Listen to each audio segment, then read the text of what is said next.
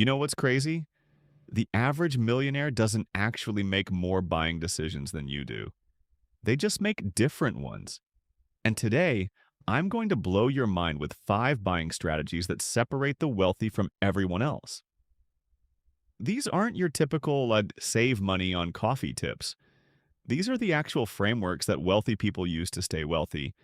And honestly, nobody teaches you this stuff in school. Stick around because strategy number 4 is going to completely change how you think about market crashes. Let's get into it. Here's the thing most people don't understand about wealth.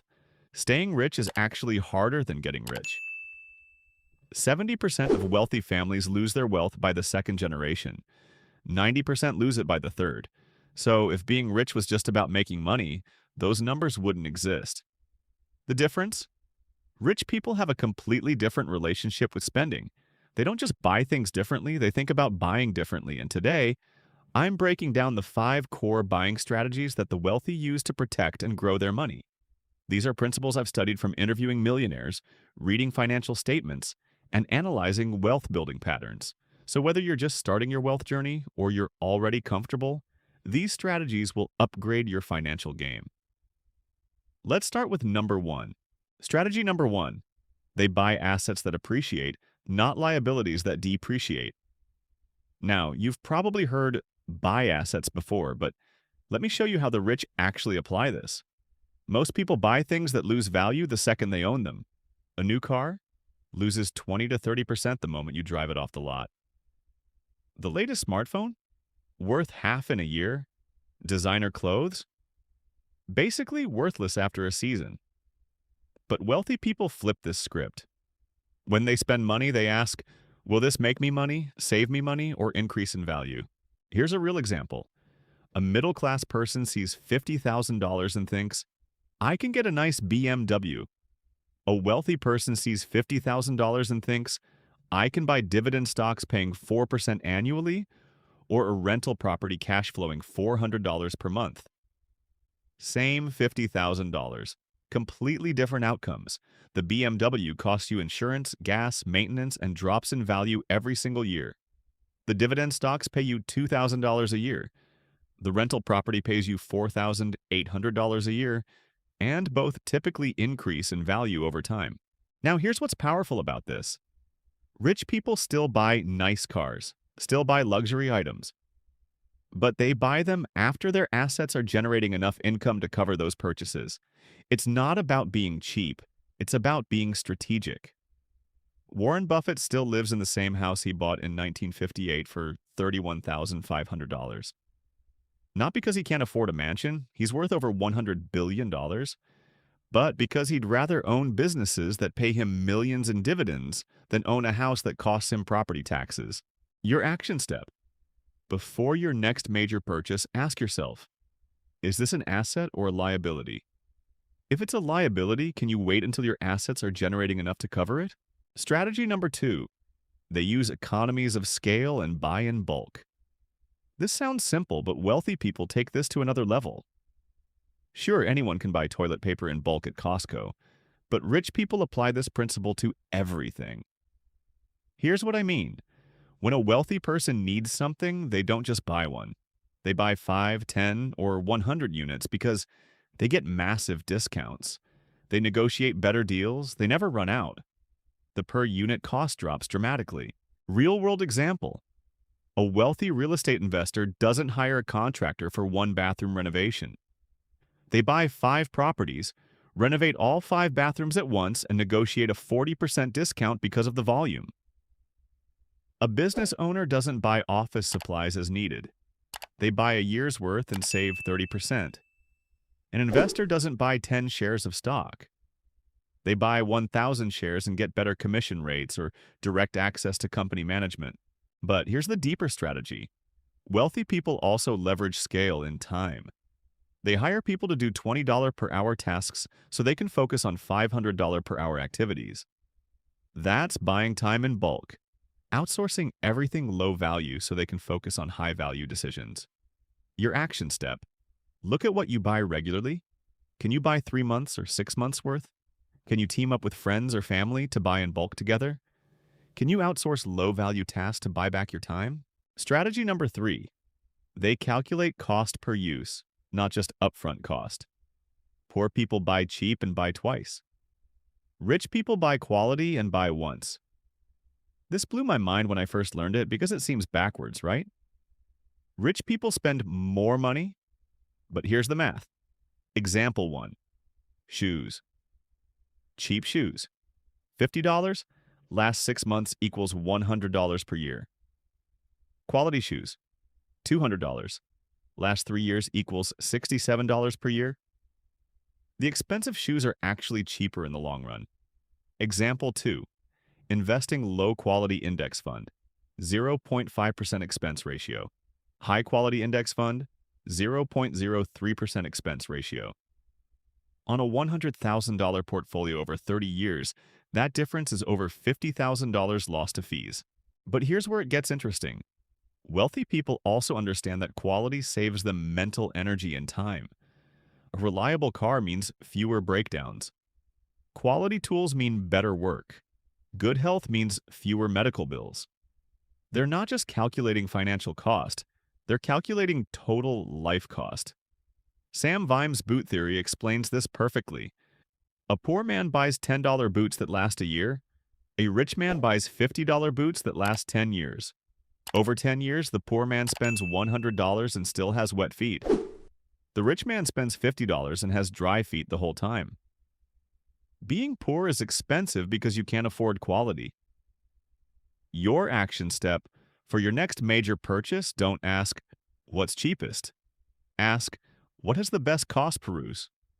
Calculate how long it'll last and what it costs per year of use. Strategy number 4. They buy when everyone else is selling.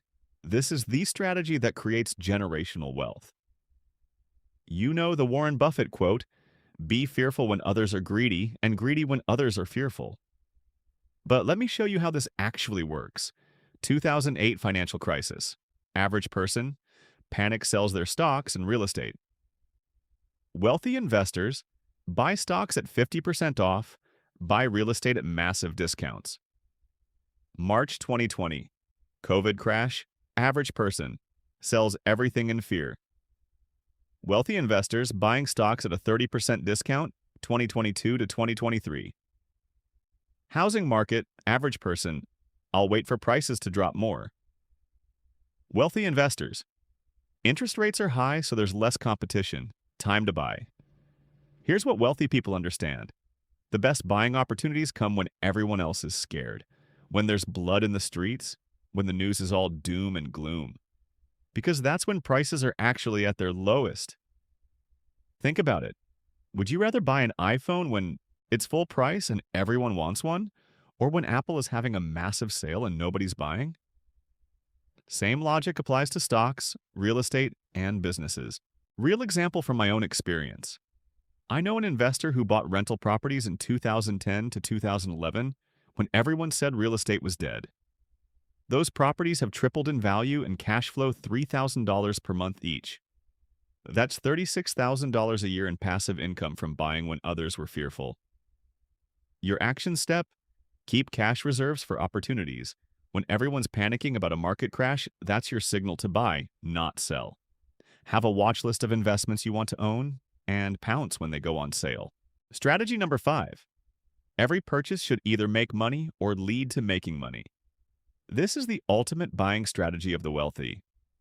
Rich people don't just buy things to consume, they buy things that produce. Let me break this down. Average person buys a $70,000 truck to look cool, a $5,000 vacation to relax, a $2,000 gaming setup for entertainment. Wealthy person buys a $70,000 truck that they write off as a business expense and use to haul equipment, a $5,000 vacation that's actually a real estate investment trip or a business conference, a $2,000 camera setup to start a YouTube channel that makes $10,000 per month. See the difference? Same purchases, completely different intent. Here's the mindset shift. Before wealthy people buy anything, they ask, can this make me money? Buying a car? Can it be a business vehicle? Taking a course? Will it increase your income? Buying equipment? Can you rent it out or use it to start a side business? Getting a certification. Will it lead to a promotion or new job? Real-world examples. A photographer buys a $3,000 camera. It generates $50,000 per year in photo gigs. An investor buys a $15,000 lawnmower and trailer. Starts a lawn business making $5,000 per month. Someone buys a $1,000 microphone and editing software. Starts a podcast that leads to $100,000 in speaking fees. Even their consumption has purpose. When a wealthy person goes to a nice restaurant, they're often networking with potential business partners. That $200 dinner could lead to a $100,000 deal. When they buy books, they're buying knowledge that increases their earning potential. When they invest in their health, they're buying more productive years and lower medical costs. Your action step. Before your next purchase, ask, can this make me money, save me money, or improve my earning potential? If the answer is no, really think about whether you need it. All right, let's recap these 5 strategies that the rich use to stay rich. 1. Buy assets, not liabilities. Focus on purchases that appreciate or generate income.